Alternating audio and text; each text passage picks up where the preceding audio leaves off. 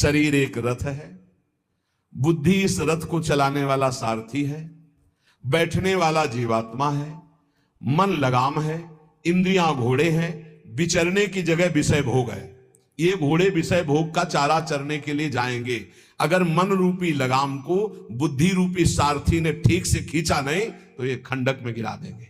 और गिरे हुए बहुत फंसे हैं, और जीव इतना भोला बन चुका है कि गड्ढे में गिरा है फिर भी वो आनंदित है, वो उसी को सुख समझ रहा है, दुख को ही सुख समझकर। यही तो भगवान की विचित्र माया है। जिसे तुम सुख समझते हो वो सुख की छाया है, समझ पड़ती नहीं है गिरधर की माया है। भयानक दुख के अंतर में वो डूबा हुआ भयानक परिणामों को प्राप्त होगा, लेकिन उसमें सुख का अनुभव कर रहा है।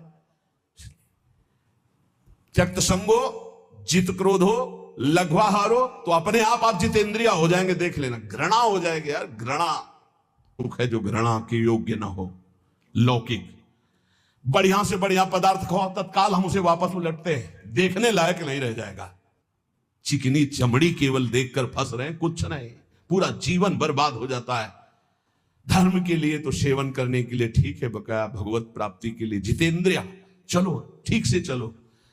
पिधाय बुद्ध्या द्वाराणि मनो ध्याने निवेशयेत्, शून्ये स्वेवावकाके गुहासुचो वनेसुचो, नित्य युक्ता सदा योगी ध्यानम सम्यक उपक्रमेत। श्री दत्तात्रेय जी महाराज कह रहे हैं, बुद्धि को परमात्म चिंतन से इतनी बलवान बनाओ कि अपनी इंद्रियों के द्वारों से घसीट कर उसे भगवान में स्थित करो। हर इंद्रिय द्वार बंद, अंतर्मुख इंद्रियों को करके परमात्म चिंतन में लग। शून्य स्वेवावकाशेषु, एकांत स्थल में कुछ देर बैठने का अभ्यास करना चाहिए। एकांत सुख मास्यताम, 24 घंटे में 48 मिनट का तो रख ही लो शांत एकांत अपने कमरे। पौन घंटा अगर आप निकाल पावे, बड़ा आनंद आए, दिनचर्या में लगे, आधा घंटे निकाल लो या 48 मिनट शांत बैठ जाओ। बिल्कुल कोई माला, कोई क्रिया नहीं, बिल्कुल आप इस बात को देखना करके। अब देखो आपका मन कहां है,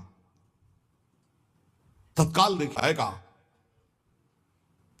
जो सामने रूप आ रहा है, चाहे वो वस्तु हो, व्यक्ति हो, स्थान हो, उसमें तुम्हारी ममता है, उससे तुम्हारा संबंध है। वस्तु, व्यक्ति, स्थान, प्रभु आ रहे हैं कि संसार का कोई वस्तु, व्यक्ति, स्थान आ रहा है, व्यक्ति स्थान आ रहा है, तो तत्काल उसमें भगवत भावना करो, या वहां से हटा के तत्काल अपने गुरु मंत्र में लगाओ, शांत एकदम बैठो।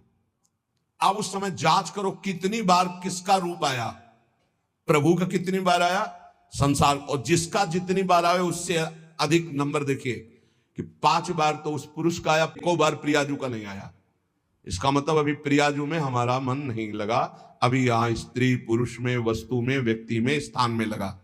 जांच करो और हृदय में पश्चाताप करो, धिक्कार है, इतना समय हो गया एक बार भी प्रियालाल का रूप नहीं आया। यही सांसारिक वस्तुएं आ रही, धिक्कार है हमारे मन को, धिक्कार है हमारे जीवन को। ये हम आपको आंतरिक बात कह रहे हैं।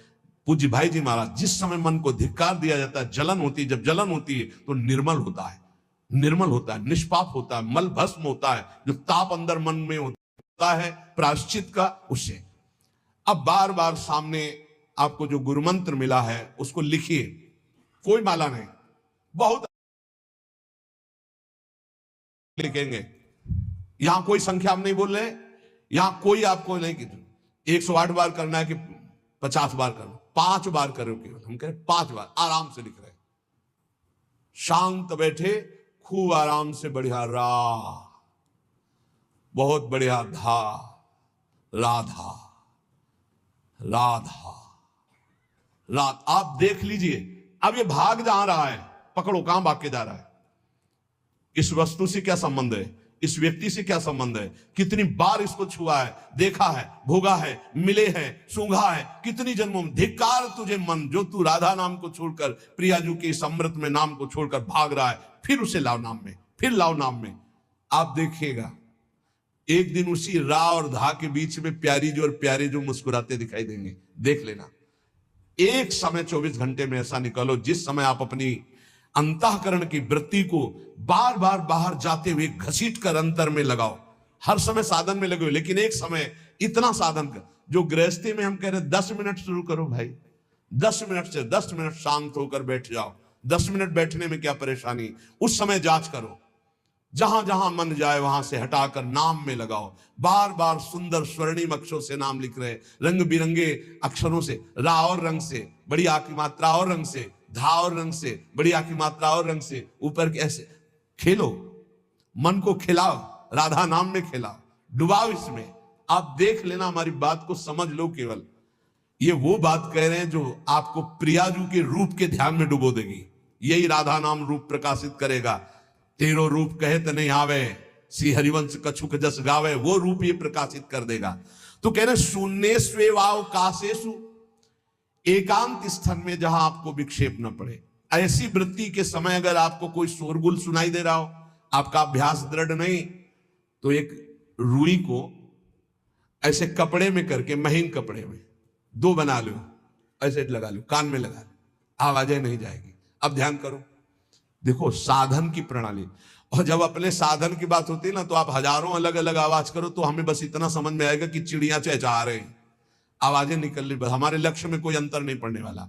और अगर डूबना हो गया तो आवाज भी खत्म, श्रवणेंद्रिय होते हुए भी शोरगुल नहीं सुनाई देगा। पर प्रारंभिक दशा में ऐसा चाहिए। अगर आपको बार बार विक्षेप हो रहा हो, विक्षेप तो इतना कि घड़ी का टक टक भी बर्दाश्त नहीं होता, मन है ध्यान में बैठे ना, वो पहली बार एक खिड़की खुला है, खिड़की खुला है, खिड़की, अब उठो, पहले खिड़की बंद करके आओ। ये इसको बैठते ही देख लो कि कोई ऐसा प्रश्न तो नहीं कर रहा कि अमुक कोई बात हो, उसको निपटा दो पहले। हम सबसे पहला काम करते थे, अगर राधा वल्लभ जी के दर्शन करने जाने हो, हमें इत्र खरीदना है, तो सबसे पहला काम हम इत्र खरीदेंगे।